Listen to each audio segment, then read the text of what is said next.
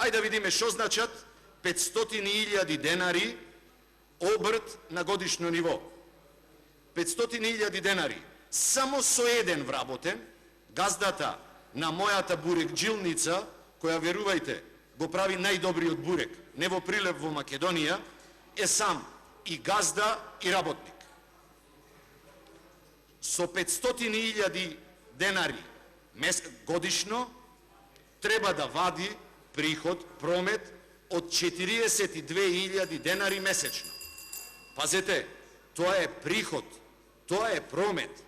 Човекот има трошоци за материјал, купува брашно, сирење, квасец за најубавиот бурек.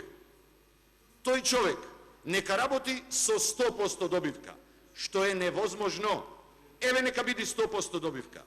Од 42.000 денари месечно остануваат 21.000 денари. Со тие 21.000 денари, почитуван господин Неделев, треба да плати придонеси, пензиско и здравствено, треба да плати човеко комунални услуги, треба да плати кирија, негде мора да биде сместен. И што ни останало за плата? Со што тој човек треба да храни фамилија?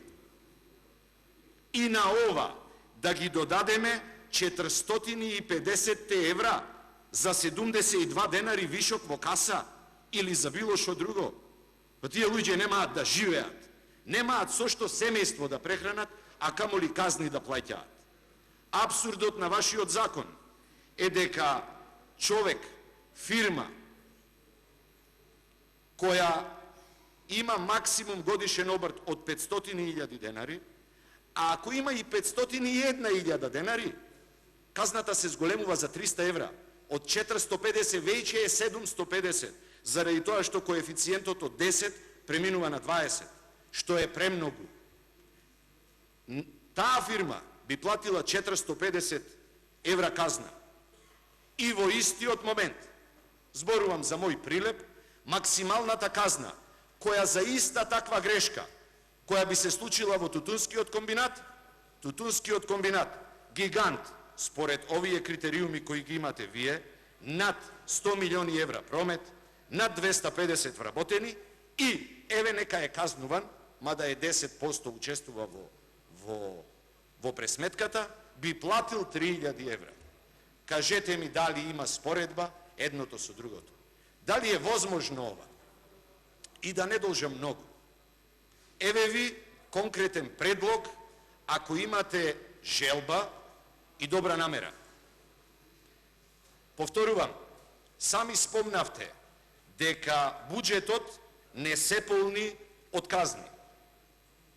Народот знае колку многу е казнуван и колку тешко им паѓаат казните. Во билансот на приходи од Централниот регистар се повеќе од 1.800 милиони денари. Многу пари. Во ставката 722 во билансот на буџетот и приходите. Меѓутоа, го земаме дека е вашето точно.